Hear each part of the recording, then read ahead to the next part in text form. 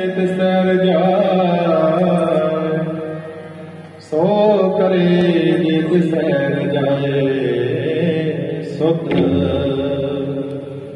वाहिगुरु जी का खालसा वाहिगुरु जी की फतेह।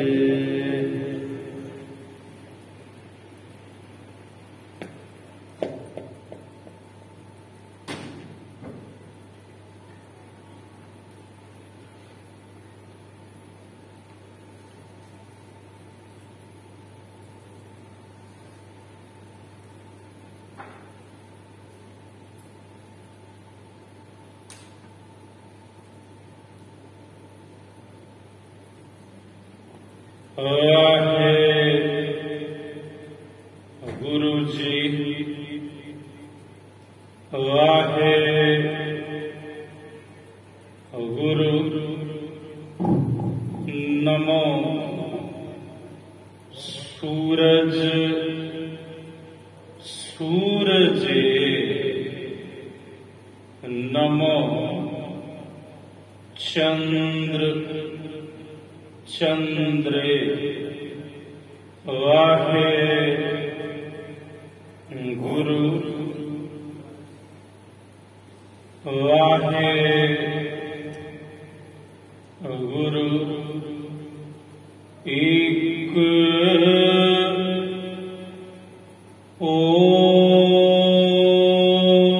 ओंकार एक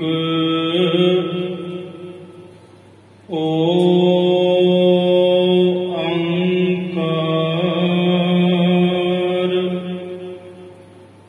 सतगुर प्रसाद सतगुर प्रसाद वाहे गुरु। करहो कृपा गोपाल गोविंद अपना नाम जपाओ।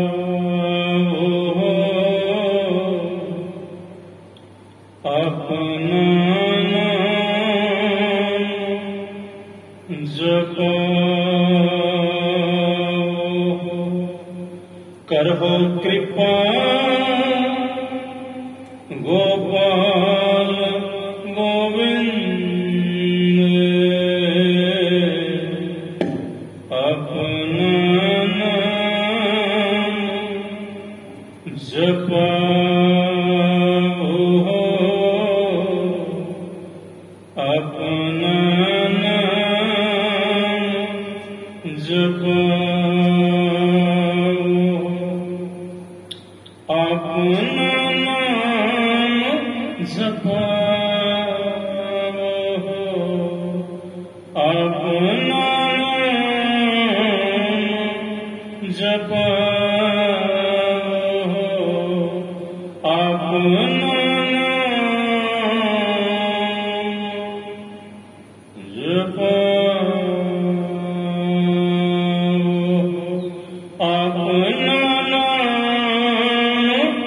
जपाओ। वाहे गुरु वाहे गुरु वाहे गुरु वाहे गुरु वाहे गुरु वाहे गुरु वाहे गुरु वाहे गुरु।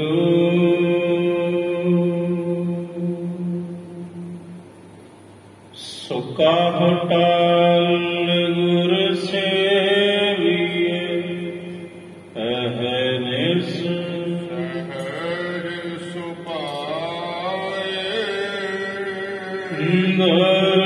दर्शन गुरु के जन मरण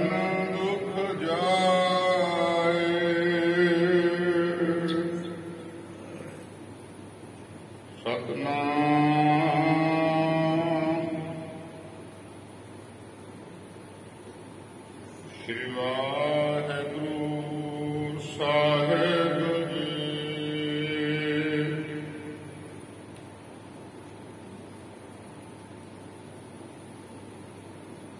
राम कली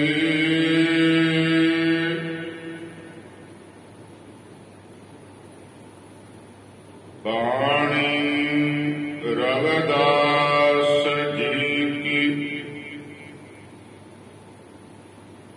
एक ओंकार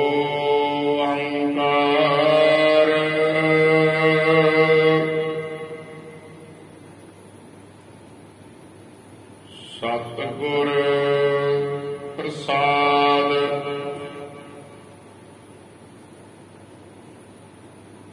पढ़िए गुणिए नाम सब सुनिए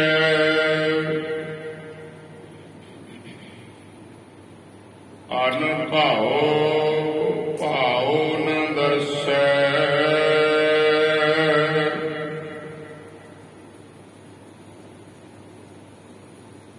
लोहा कंचन हिरण होए कैसे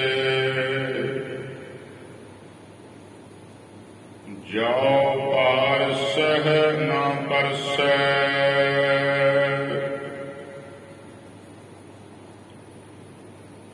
पढ़िए गुणिए नाम सब सुनिए अनुभव भाव न दर्शै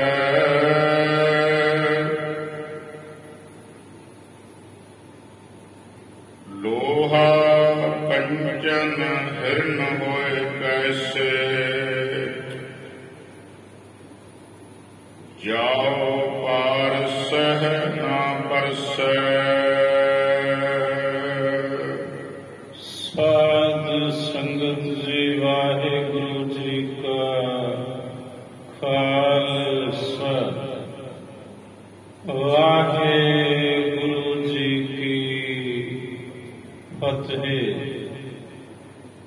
क्या बड़ी है, क्या गुनी है, क्या वेद पुराना सुनिए। भगत कबीर जी सोरठ राज भगत जी कहते की पढ़िए ते की विचारीए ते की वेद पुराणा नूं सुनिए कि पढ़न ते सुनन दे नाल रब मिल जू। भगत जी कहते ना बई ये औखी घाटी जे ये रस्ता होर है ते ओ रस्ता होर जे। क्या बड़ी है, क्या गुनी है,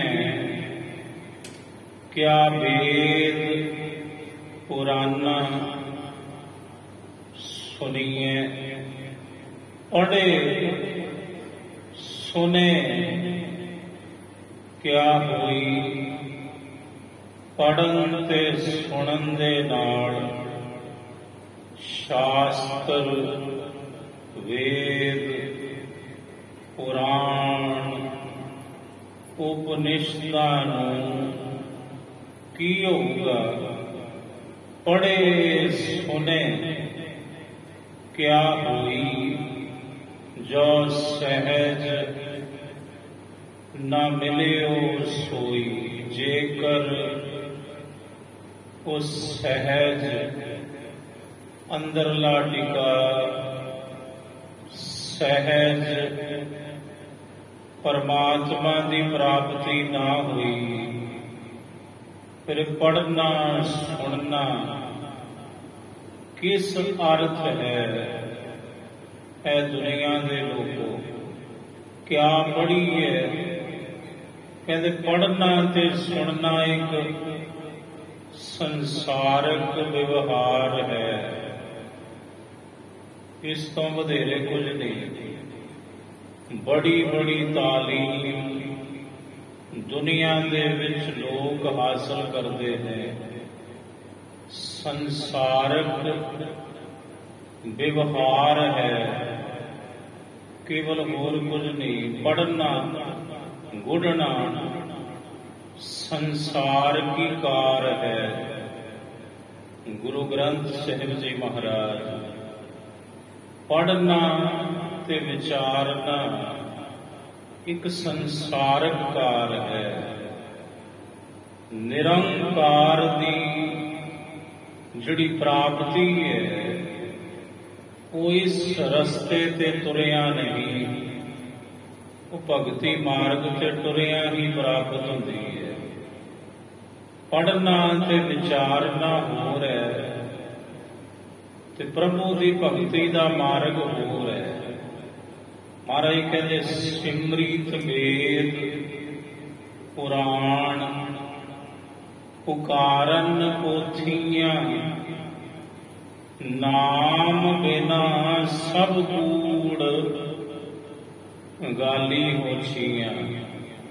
ਸਾਹਿਬ ਕਹਿੰਦੇ 27 ਸਿਮਰਤੀਆਂ, 18 ਪੁਰਾਣ ਤੇ 4 ਵੇਦ ਪੁਕਾਰ ਪੁਕਾਰ ਕੇ ਆਖਦੇ ਨੇ, ਉਹ ਦੁਨੀਆ ਦੇ ਲੋਕੋ ਪ੍ਰਭੂ ਦੇ ਨਾਮ ਤੋਂ ਬਿਨਾਂ ਸਾਰਾ ਕੁਝ ਕੂੜ ਹੈ ਤੇ ਸਾਰੀਆਂ ਗੱਲਾਂ ਹੋਛੀਆਂ ਨੇ। ਪ੍ਰਭੂ ਦੇ ਸਿਮਰਨ ਤੋਂ ਬਿਨਾਂ, ਪ੍ਰਭੂ ਦੇ ਨਾਮ ਤੋਂ ਬਿਨਾਂ, ਪ੍ਰਭੂ ਦੀ ਭਗਤੀ ਤੋਂ ਬਿਨਾਂ, ਜਿਨ੍ਹਾਂ ਜਿਨ੍ਹਾਂ ਨੇ ਭਗਤੀ ਕੀਤੀ ਉਹ 1 ਜਾਂ 2 ਦਿਨ ਨਹੀਂ ਸਕੂਲੇ ਗਏ, ਪਰ ਜੋ ਕੁਝ ਉਹਨਾਂ ਨੂੰ ਗਿਆਨ ਪ੍ਰਾਪਤ ਹੋਇਆ ਉਹਦੇ ਤੇ ਅੱਜ ਰਿਸਰਚਾਂ ਹੁੰਦੀਆਂ ਨੇ, PhDਆਂ ਹੁੰਦੀਆਂ। ਉਹਨਾਂ ਦੀ ਬਾਣੀ ਉੱਪਰ, ਉਹਨਾਂ ਦੇ ਬੋਲ ਉੱਪਰ ਜੋ ਬਚਨ ਉਹ ਕਹਿ ਗਏ ਰੱਬੀ ਅਗੰਮੀ, ਉਹਦੇ ਤੇ ਅੱਜ ਖੋਜਾਂ ਹੁੰਦੀਆਂ, ਰਿਸਰਚ ਹੁੰਦੀ ਹੈ। ਭਗਤਾਂ ਦੀ ਬਾਣੀ ਦੇ ਉੱਪਰ ਰਿਸਰਚ, PhDਆਂ ਹੁੰਦੀਆਂ ਨੇ, PhDਆਂ। ਗੁਰੂ ਕੀ ਬਾਣੀ, ਭਗਤਾਂ ਦੀ ਬਾਣੀ ਦੇ ਉੱਪਰ ਐਡੀਆਂ ਡਿਗਰੀਆਂ, ਕਮਾਲ ਹੈ। ਹੁਣ ਭਗਤ ਰਵਿਦਾਸ ਜੀ ਕਿਹੜੇ ਸਕੂਲ ਗਏ, ਭਗਤ ਕਬੀਰ ਜੀ ਕਿਹੜੀ ਯੂਨੀਵਰਸਿਟੀ ਵਿੱਚ ਪੜ੍ਹੇ? ਉਹ ਦੁਨਿਆਵੀ ਸਕੂਲ, ਦੁਨਿਆਵੀ ਕਾਲਜ, ਦੁਨਿਆਵੀ ਯੂਨੀਵਰਸਿਟੀ ਨਹੀਂ, ਉਹ ਰੱਬ ਦੀ ਯੂਨੀਵਰਸਿਟੀ ਵਿੱਚ ਪੜ੍ਹੇ, ਰੱਬੀ ਸਕੂਲ ਵਿੱਚ ਪੜ੍ਹੇ। ਤੇ ਰੱਬੀ ਸਕੂਲ ਆ ਹੈ ਜਿੱਥੇ ਅਸੀਂ ਤੁਸੀਂ ਬੈਠੇ ਹਾਂ।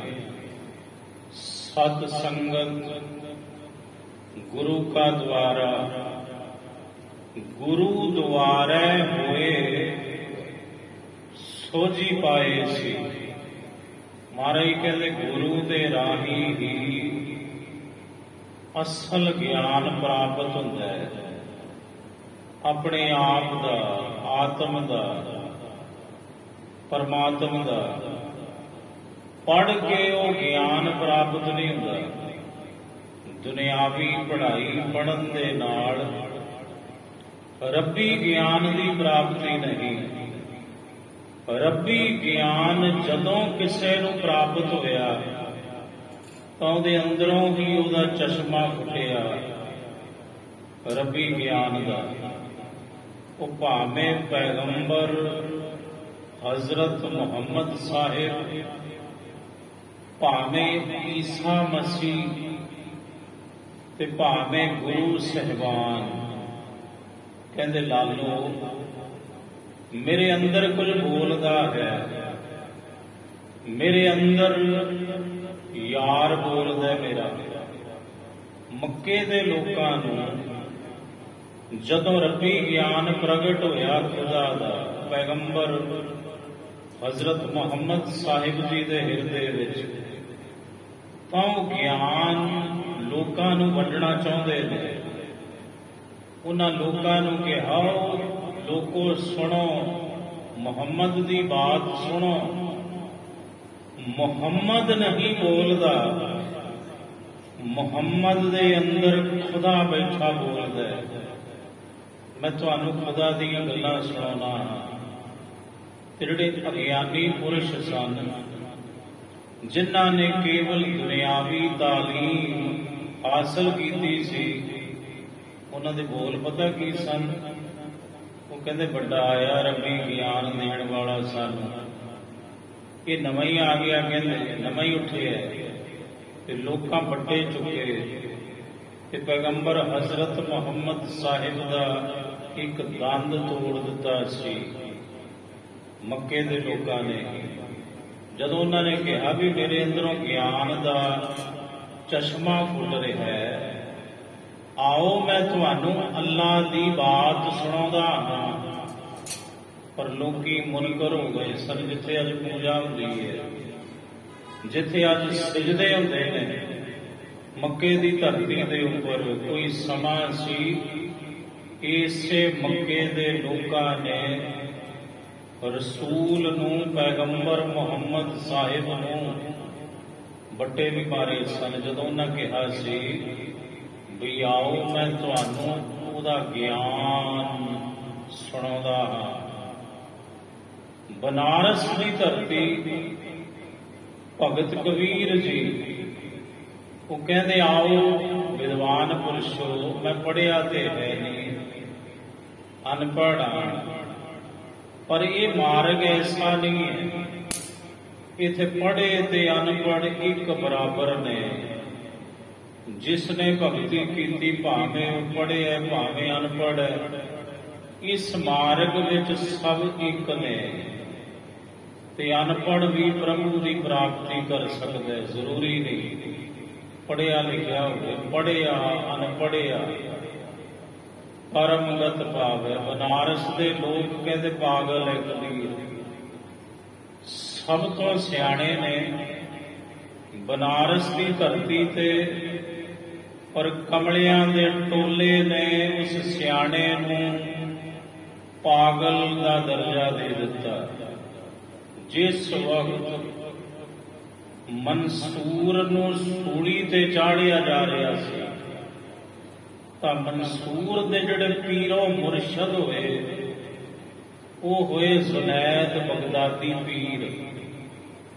मंसूर दे कोल गए, कहन लगे बेटा मंसूर, मैं तेनूं बहुत समझाया सी, पर तू मेरी गल दे उपर गौर नहीं कीता।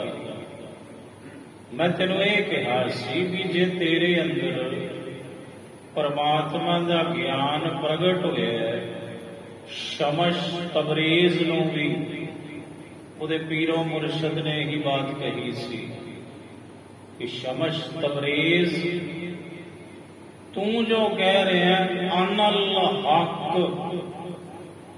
ये हकीकत है, ये सच्चाई है कि मैं ही खुदा हाँ, मैं ही रब हाँ।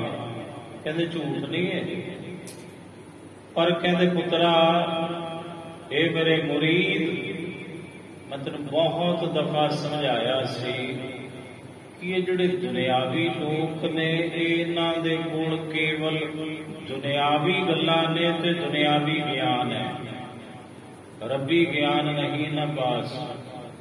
ते तेरे कोल रब्बी ज्ञान का भंडारा है। हुण तेरा ते इन्हां दा तालमेल किवें बैठेगा? बैठ नहीं सकता। जुनैद बगदादी कहन लगे बेटा मंसूर, मैं तेनों कितनी दफा कहा सी कि अपने अंदर जज़ब कर, जो कुछ तेनों खुदा ने दौलत बख्शी है अपने ज्ञान दी, अपने नाम दी, पर तू रौला बहुत पाया। ते पुत्रा एक गल सुन लै, 1000 गलत बंदे होवन, एक बंदा सही होवे, वो 1000 गलत बंदियां दी भीड़ ਇੱਕ ਸਹੀ ਨੂੰ ਵੀ ਗਲਤ ਸਾਬਤ ਕਰ ਸਕਦੀ ਹੈ। ਕਿਉਂ? ਕਿਉਂਕਿ ਉਹਨਾਂ ਦੀ ਬਹੁਤਾਤ ਹੈ। 1000 ਝੂਠੇ ਬੰਦੇ ਹੋਣ, ਇੱਕ ਸੱਚਾ ਬੰਦਾ ਹੋਵੇ, ਤੇ 1000 ਝੂਠੇ ਬੰਦਿਆਂ ਦੀ ਭੀੜ ਇੱਕ ਸੱਚੇ ਨੂੰ ਵੀ ਝੂਠਾ ਸਾਬਤ ਕਰ ਦੇਵੇਗੀ। ਉੱਥੇ ਜ਼ੁਨੈਦ ਬਗਦਾਦੀ ਨੇ ਇੱਕ ਵਚਨ ਕੀਤਾ, ਕਹਿੰਦੇ ਮਨਸੂਰ ਪੁੱਤਰ ਗੱਲ ਤੁਲ ਆਮ ਸਹੀ,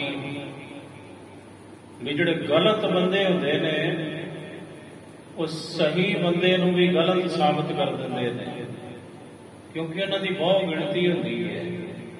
ਇਸ ਲਈ ਮੈਂ ਤੈਨੂੰ ਸਮਝਾਇਆ ਸੀ ਵੀ ਜਿਹੜਾ ਇਹ ਗਿਆਨ ਹੈ ਇਹ ਤੇਰੇ ਉੱਪਰ ਫਜ਼ਲ ਹੋਇਆ ਅੱਲਾ ਦਾ, ਉਹਨੂੰ ਅੰਦਰ ਜਜ਼ਬ ਕਰ ਜਾ। ਪਰ ਤੈਥੋਂ ਜਜ਼ਬ ਹੋਇਆ ਨਹੀਂ ਕਿ ਉਹਦਾ ਸਿੱਟਾ ਇਹ ਹੋਇਆ, ਅੱਜ ਤੂੰ ਸੂਲੀ ਤੇ ਚੜ ਰਿਹਾ ਹੈ, ਤੈਨੂੰ ਸੂਲੀ ਤੇ ਚਾੜ ਦਿੱਤਾ ਜਾਣੇ ਕੁਝ ਸਮੇਂ ਤੋਂ ਬਾਅਦ।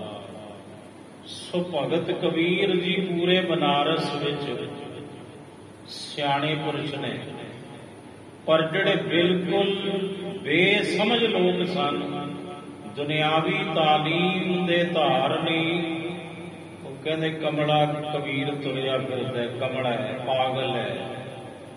ਤੇ ਇਹ ਜੋ ਕੁਝ ਹੋਇਆ ਭਗਤ ਕਬੀਰ ਜੀ ਨੇ ਬਾਣੀ ਦੇ ਅੰਦਰ ਕਿਹਾ, ਐਲਾਨੀਆਂ ਕਿਹਾ, ਕਹਿੰਦੇ ਕਹੀ ਜਾਓ ਕਮਲਾ, ਕੋਈ ਪਰਵਾਹ ਨਹੀਂ ਕਹਿੰਦੇ ਸਾਨੂੰ।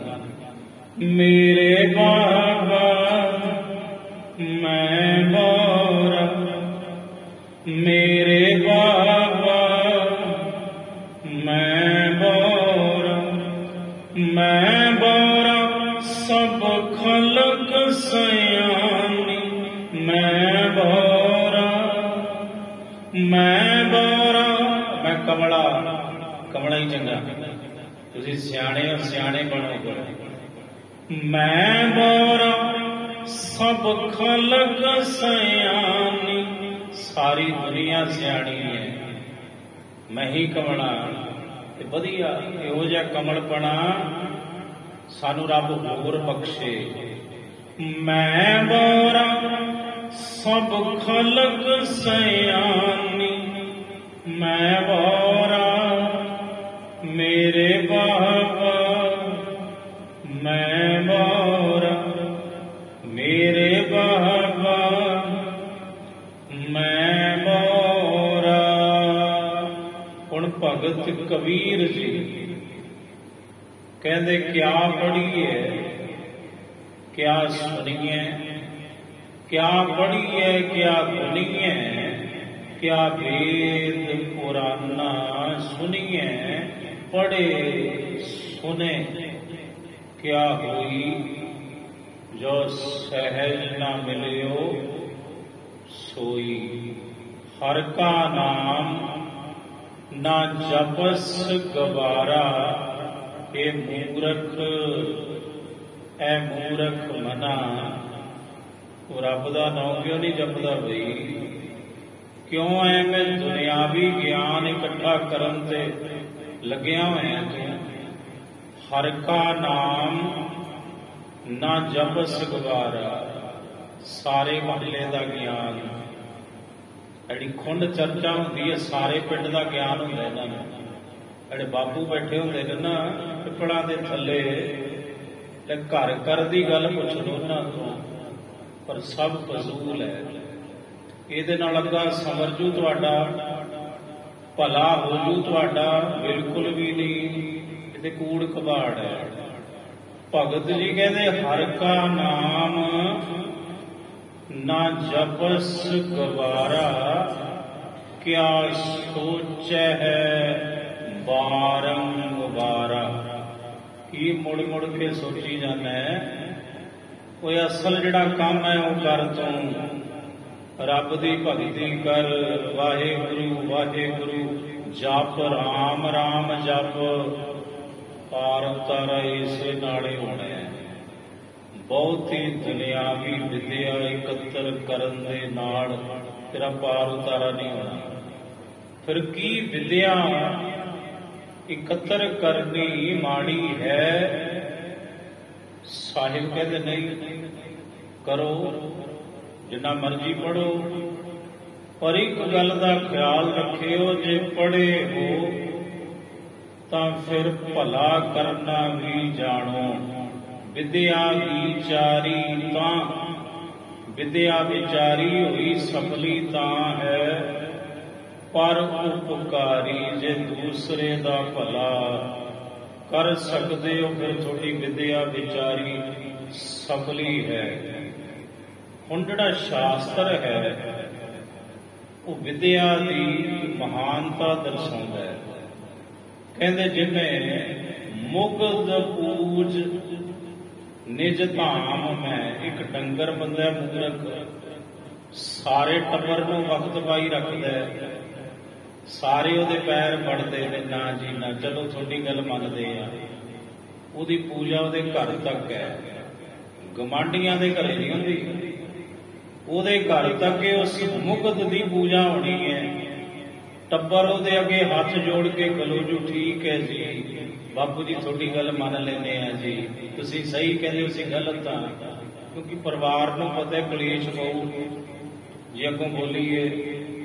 ਹੁਣ ਸ਼ਾਸਤਰ ਕਹਿੰਦਾ ਮੁਗਧ ਪੂਜ ਨਿਜ ਧਾਮ ਮੈਂ, ਇੱਕ ਮੂਰਖ ਦੀ ਪੂਜਾ ਸਨਮਾਨ ਕੇਵਲ ਉਹਦੇ ਪਰਿਵਾਰ ਵਿੱਚ, ਉਹਦੇ ਘਰ ਵਿੱਚ ਹੁੰਦਾ, ਘਰ ਤੋਂ ਬਾਹਰ ਨਹੀਂ। ਮੁਗਧ ਪੂਜ ਨਿਜ ਧਾਮ ਮੈਂ, ਪ੍ਰਭੂ ਪੂਜ ਨਿਜ ਨਗਰ। ਇੱਥੇ ਪ੍ਰਭੂ ਦਾ ਅਰਥ ਭਗਵਾਨ ਨਹੀਂ ਹੈ, ਇੱਥੇ ਪ੍ਰਭੂ ਦਾ ਅਰਥ ਹੈ ਲੰਬੜਦਾਰ। ਇੱਕ ਲੰਬੜਦਾਰ ਦਾ ਸਨਮਾਨ, ਇੱਕ ਲੰਬੜਦਾਰ ਦੀ ਪੂਜਾ ਪਿੰਡ ਵਿੱਚ ਹੁੰਦੀ ਹੈ, ਕਿਉਂਕਿ ਸਾਈਨ ਕਰਾਉਣੇ ਹੁੰਦੇ ਨੇ ਕਚਹਿਰੀਆਂ 'ਚ।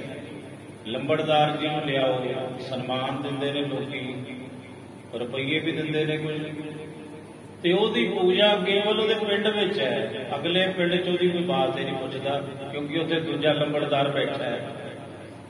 ਹੁਣ ਸ਼ਾਸਤਰ ਕਹਿੰਦਾ ਮੁਗਧ ਪੂਜ ਨਿਜ ਧਾਮ ਮੈਂ, ਪ੍ਰਭੂ ਪੂਜ ਨਿਜ ਨਗਰ। ਲੰਬੜਦਾਰ ਦੀ, ਨੰਬਰਦਾਰ ਦੀ ਪੂਜਾ, ਉਹਦਾ ਸਨਮਾਨ ਕੇਵਲ ਉਹਦੇ ਪਿੰਡ ਦੀ ਹੱਦ ਤੱਕ ਮਹਿਫੂਜ਼ ਹੈ। ਅਗਲੇ ਪਿੰਡ ਵਿੱਚ ਦੂਜਾ ਲੰਬੜਦਾਰ ਬੈਠਾ ਹੈ, ਉਸ ਤੋਂ ਅਗਲੇ 'ਚ ਤੀਜਾ ਬੈਠਾ ਹੈ, ਉਹ ਕਹਿੰਦਾ ਪਰੇ ਹਟ ਤੂੰ, ਇਹ ਸਾਡਾ ਕੰਮ ਹੈ, ਤੂੰ ਆਪਣੇ ਪਿੰਡ ਤੱਕ ਸੀਮਤ ਰਹਿ। ਸ਼ਾਸਤਰ ਕਹਿੰਦਾ ਮੁਗਧ ਪੂਜ ਨਿਜ ਧਾਮ ਮੈਂ, ਪ੍ਰਭੂ ਪੂਜ ਨਿਜ ਨਗਰ। ਭੂਪ ਪੂਜ ਸਵੈ ਦੇਸ ਮੈਂ, ਜਿਹੜਾ ਰਾਜਾ ਹੁੰਦਾ ਹੈ ਨਾ, ਉਹਦਾ ਸਨਮਾਨ ਕੇਵਲ ਉਹਦੇ ਦੇਸ਼ ਵਿੱਚ ਹੀ ਹੁੰਦਾ ਹੈ।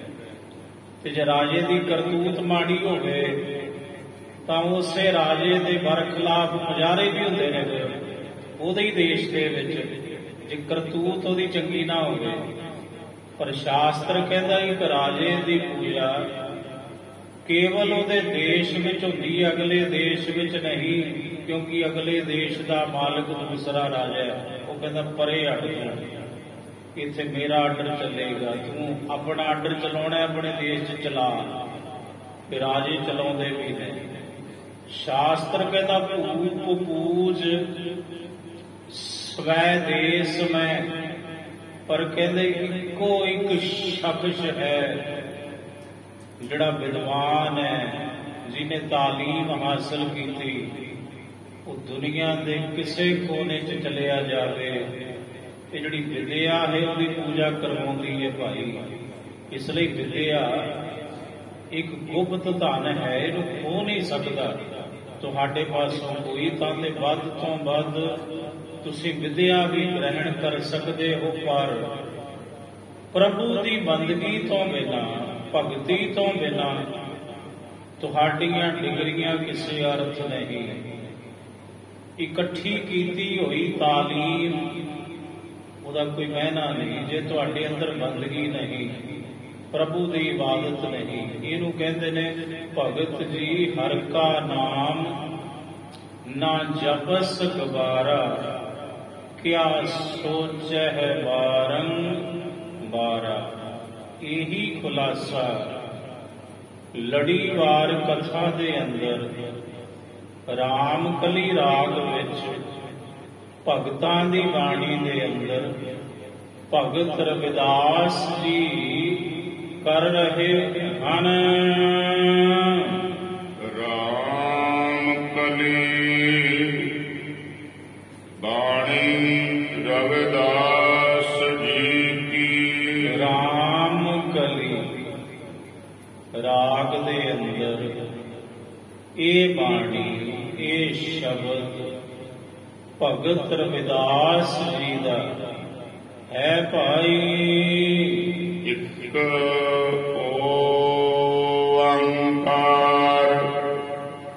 ਸਤਿਗੁਰ ਪ੍ਰਸਾਦ।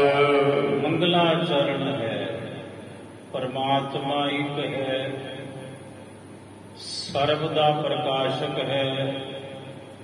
ਇੱਕ ਓੰਕਾਰ ਉਤਪਤੀ, ਪਾਲਣਾ ਤੇ ਲੈਤਾ ਕਰਨ ਵਾਲਾ ਹੈ ਇੱਕ ਪਰਮੇਸ਼ਰ। ਜੋ ਇੱਕ ਰੱਬ ਹੈ ਉਹ ਨਾਸ਼ ਤੋਂ ਰਹਿਤ ਹੈ, ਸਤ ਸਰੂਪ ਹੈ, ਉਹ ਅਵਿਨਾਸੀ ਹੈ। ਗੁਰ ਸਭ ਤੋਂ ਵੱਡਾ, ਪੂਜਨੀਏ ਮਾਨਨੀਏ ਬੰਦਨੀਏ ਕੁੱਲ ਖਲਕਤ ਦਾ। ਪ੍ਰਸਾਦ ਕਹੀਏ, ਕਿਰਪਾ ਸਰੂਪ, ਆਨੰਦ ਸਰੂਪ ਹੈ। ਜੋ ਇੱਕ ਬ੍ਰਹਮ ਅਦੁੱਤੀ ਅਦਵੈਤ ਸਰੂਪ ਹੈ, ਉਤਪਤੀ ਪਾਲਣਾ ਲੈਦਾ ਕਰਦਾ ਹੈ। ਜੋ ਨਾਸ਼ ਤੋਂ ਰਹਿਤ ਹੈ, ਅਵਿਨਾਸੀ ਹੈ, ਸਭ ਤੋਂ ਵੱਡਾ ਹੈ, ਕਿਰਪਾ ਆਨੰਦ ਸਰੂਪ ਹੈ। ਉਸ ਦੀ ਪ੍ਰਾਪਤੀ ਸਤਿਗੁਰ ਪ੍ਰਸਾਦ, ਸਤਿਗੁਰੂ ਦੀ ਕਿਰਪਾ ਨਾਲ ਹੀ ਹੁੰਦੀ ਹੈ। ਪੜੀਐ ਗੁਣੀਐ ਨਾਮ ਸਭ ਸੁਣੀਐ। ਹੁਣ ਭਗਤ ਰਵਿਦਾਸ ਜੀ ਕਹਿੰਦੇ, ਭਾਈ ਇਹ ਦੁਨੀਆ ਦੇ ਲੋਕੋ, ਪੜੀਏ, ਭਾਵੇਂ ਤੁਸੀਂ ਜਿੰਨਾ ਮਰਜ਼ੀ ਪੜੋ। ਗੁਣੀਏ, ਭਾਵੇਂ ਤੁਸੀਂ ਜੋ ਪੜ ਰਹੇ ਹੋ ਉਹਨੂੰ ਜਿੰਨਾ ਮਰਜ਼ੀ ਵਿਚਾਰੋ, ਵੇਦ ਵਿਚਾਰੋ, ਸਿਮਰਤੀਆਂ, ਸ਼ਾਸਤਰ ਜਾਂ ਹੋਰ ਜਿਨ੍ਹਾਂ ਵਿੱਚ ਗਿਆਨ ਭਰਪੂਰ ਹੈ ਪੁਸਤਕਾਂ, ਬੇਸ਼ੱਕ ਵਿਚਾਰੋ ਤੁਸੀਂ। ਪੜ੍ਹੀਏ, ਗੁਣੀਏ, ਨਾਮ ਸਭ ਸੁਣੀਏ। ਪਰਮੇਸ਼ਰ ਦੇ ਅਨੇਕਾਂ ਹੀ ਨਾਮ ਨੇ। ਕੋਈ ਬੋਲੇ ਰਾਮ ਰਾਮ, ਕੋਈ ਖੁਦਾਏ, ਕੋਈ ਸੇਵੈ ਗੁਸਈਆਂ, ਕੋਈ ਅੱਲਾ ਹੈ। ਭਾਵੇਂ ਤੁਸੀਂ ਰੱਬ ਦੇ ਸਾਰੇ ਨਾਮ ਵੀ ਸੁਣੋ। ਅਨਭਉ ਭਾਉ ਨ ਦਰਸੈ। ਇੱਕ ਨੁਕਤਾ ਹੈ, ਭਗਤ ਰਵਿਦਾਸ ਜੀ ਕਹਿੰਦੇ, ਪੜ੍ਹਨਾ ਮਾੜਾ ਨਹੀਂ, ਵਿਚਾਰਨਾ ਮਾੜਾ ਨਹੀਂ। ਪਰਮੇਸ਼ਰ ਦੇ ਇੱਕ ਨਹੀਂ, ਭਾਵੇਂ ਅਨੇਕਾਂ ਨਾਮ ਸੁਣੋ। ਸੁਣਨਾ ਵੀ ਮਾੜਾ ਨਹੀਂ, ਸੁਣਨਾ ਇੱਕ ਕਲਾ ਹੈ। ਇਹ ਵੀ ਇੱਕ ਬੜੀ ਰਹਿਮਤ ਹੈ ਸੁਣਨਾ। ਪਰ ਕਹਿੰਦੇ ਜੇਕਰ ਪੜ੍ਹਦੇ ਆਂ, ਵਿਚਾਰਦੇ ਆਂ, ਸੁਣਦੇ ਆਂ, ਜਿਸ ਨੂੰ ਪੜ੍ਹ ਰਹੇ ਹੋ, ਜਿਸ ਦੀ ਬਾਬਤ ਪੜ੍ਹ ਰਹੇ ਹੋ, ਜਿਹਦੀ ਵਿਚਾਰ ਕਰਦੇ ਹੋ, ਤੇ ਜਿਸ ਮਾਲਕ ਦਾ ਨਾਮ ਸੁਣ ਰਹੇ ਹੋ, ਜੇਕਰ ਉਹਦੇ ਪ੍ਰਤੀ ਤੁਹਾਡੇ ਮਨ ਵਿੱਚ ਪ੍ਰੇਮ ਹੀ ਨਹੀਂ, ਤੇ ਫਿਰ ਦੱਸੋ ਤੁਹਾਡਾ ਪੜ੍ਹਨਾ, ਤੁਹਾਡਾ ਵਿਚਾਰਨਾ, ਤੁਹਾਡਾ ਸੁਣਨਾ ਕਿਸੇ ਅਰਥ ਹੈ? ਭਗਤ ਜੀ ਕਹਿੰਦੇ ਕਿਸੇ ਅਰਥ ਨਹੀਂ। ਕਹਿੰਦੇ ਇੰਜ ਪੜ੍ਹਨ, ਵਿਚਾਰਨ, ਤੇ ਪ੍ਰਭੂ ਦਾ ਨਾਮ ਸੁਣਨ ਨਾਲ ਵੀ ਤੁਸੀਂ ਪ੍ਰਮਾਤਮਾ ਦੇ ਦਰਸ਼ਨ ਨਹੀਂ ਪ੍ਰਾਪਤ ਕਰ ਸਕਦੇ। ਤੁਹਾਨੂੰ ਅਨੁਭਵ, ਜੋ ਅਨੁਭਵ ਪ੍ਰਕਾਸ਼ ਰੂਪ ਪਰਮੇਸ਼ਰ ਹੈ, ਅਨੁਭਵ ਭਾਉ ਨਾ ਦਰਸ ਹੈ। ਜੇ ਤੁਹਾਡੇ ਅੰਦਰ ਉਹਦੇ ਪ੍ਰਤੀ ਪ੍ਰੇਮ ਹੀ ਨਹੀਂ, ਫਿਰ ਤੁਸੀਂ ਉਸ ਪ੍ਰਭੂ ਦੇ ਦਰਸ਼ਨ ਨਹੀਂ ਪਾ ਸਕਦੇ। ਲੋਹਾ ਕੰਚਨ ਹਿਰਨ ਹੋਏ ਕੈਸੇ। ਹੁਣ ਭਗਤ ਰਵਿਦਾਸ ਜੀ ਪ੍ਰਮਾਣ ਦਿੰਦੇ ਨੇ, ਉਦਾਹਰਣ ਦੇ ਰਹੇ ਨੇ।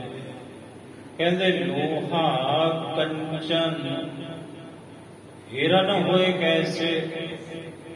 ਇੱਕ ਲੋਹਾ ਹੈ, ਕਹਿੰਦੇ ਉਹ ਸੋਨਾ ਕਿਵੇਂ ਬਣੂ? ਸ਼ੁੱਧ ਸੋਨਾ, ਉਹ ਲੋਹਾ ਕਿਵੇਂ ਬਣੂ?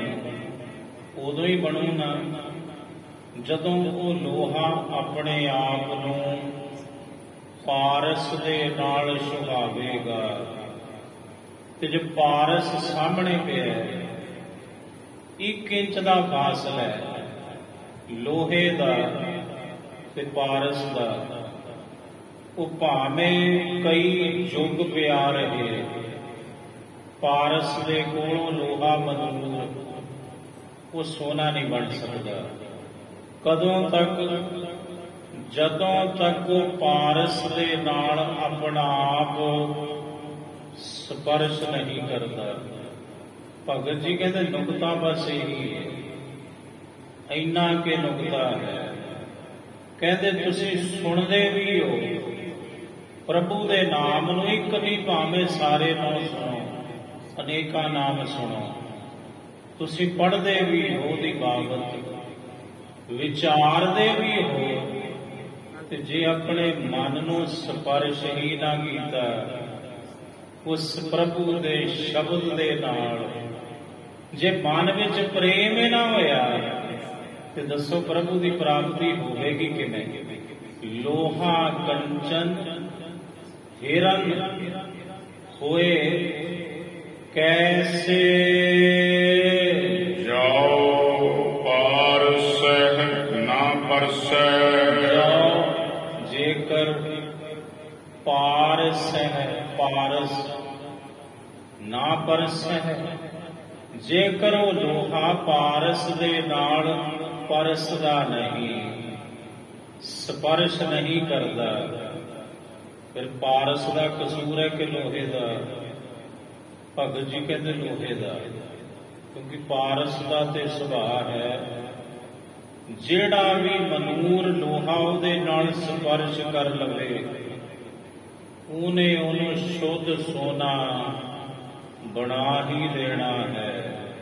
ਪਰ ਯੁੱਗਾਂ ਤੱਕ ਦੋਵੇਂ ਆਮੋ ਸਾਹਮਣੇ ਹੋਵਣ, ਕੋਲ ਕੋਲ ਹੋਵਣ, ਗੱਲ ਬਣਨੀ ਕੋਈ ਨਹੀਂ ਉਦੋਂ ਤੱਕ, ਜਦੋਂ ਤੱਕ ਪਾਰਸ ਨਾਲ ਸਪਰਸ਼ ਮਨੂਰ ਲੋਹਾ ਆਪਣੇ ਆਪ ਨੂੰ ਨਾ ਕਰਾਵੇ।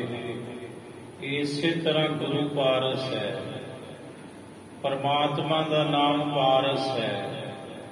ਸਾਡਾ ਤੁਹਾਡਾ ਮਨ ਜਨਮ ਜਨਮ ਕੀ ਇਸ ਮਨ ਕੋ ਮਲ ਲਾਗੀ, ਕਾਲਾ ਹੋਆ ਸਿਆਹ।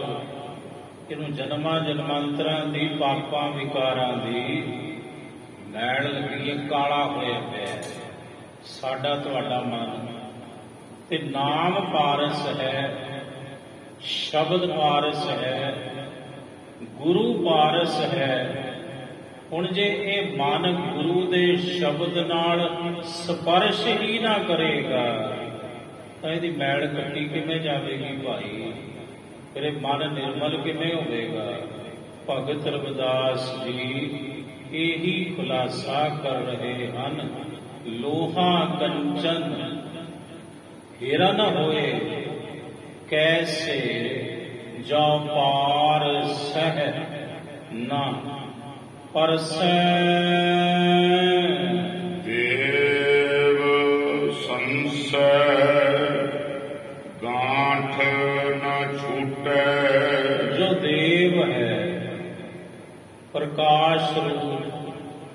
जो ब्रह्म है, परमात्मा है, ਉਹਦੀ ਪ੍ਰਾਪਤੀ ਉਦੋਂ ਤੱਕ ਨਹੀਂ ਹੁੰਦੀ। ਭਗਤ ਰਵਿਦਾਸ ਜੀ ਕਹਿੰਦੇ ਜਦੋਂ ਤੱਕ ਤੁਹਾਡੇ ਅੰਦਰ ਜਿਹੜੀ ਗੰਢ ਵੱਜੀ ਹੈ ਸੰਸ਼ੇ ਦੀ, ਭਰਮ ਦੀ, ਭੁਲੇਖੇ ਦੀ, ਵਹਿਮ ਦੀ, ਜਦੋਂ ਤੱਕ ਉਹ ਸੰਸ਼ੇ ਦੀ ਗੰਢ ਨਹੀਂ ਨਾ ਖੁੱਲਦੀ ਉਦੋਂ ਤੱਕ ਦੇਵ ਪ੍ਰਕਾਸ਼ ਰੂਪ ਬ੍ਰਹਮ ਤੁਹਾਨੂੰ ਨਜ਼ਰ ਹੀ ਨਹੀਂ ਆਵੇਗਾ।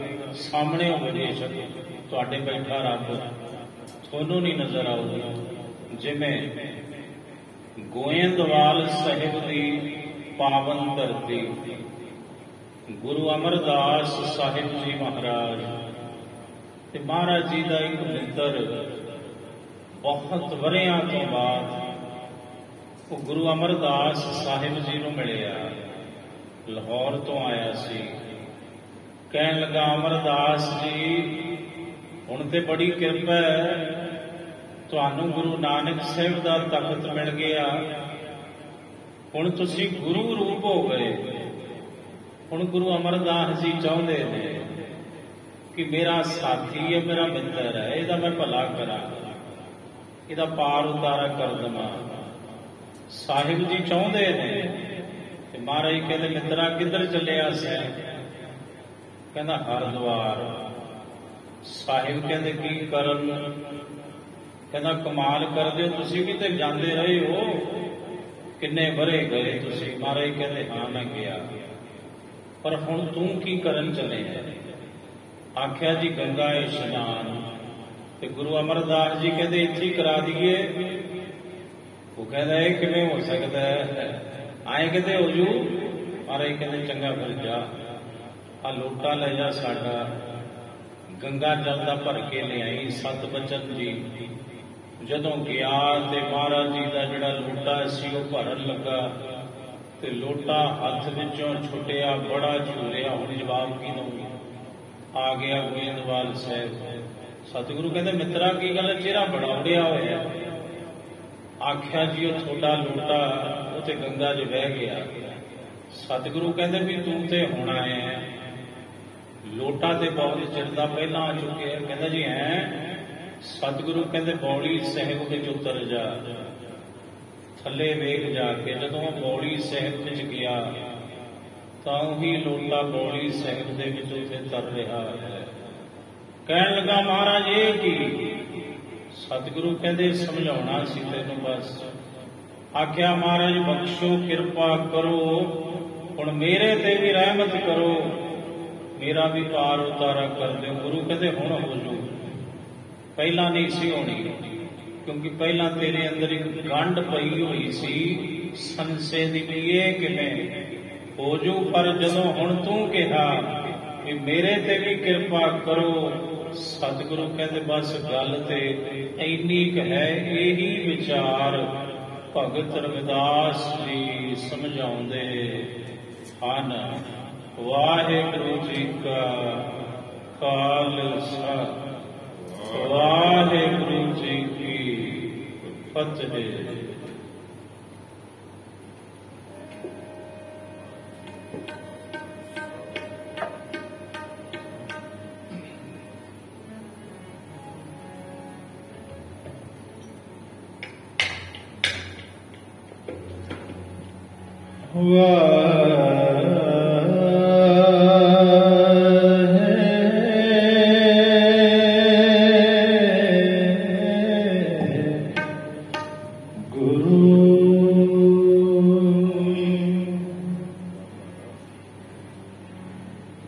सिमरो सिमर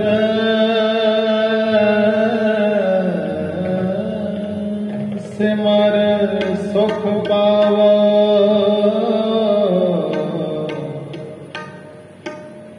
सास सास संभाले। एह लोग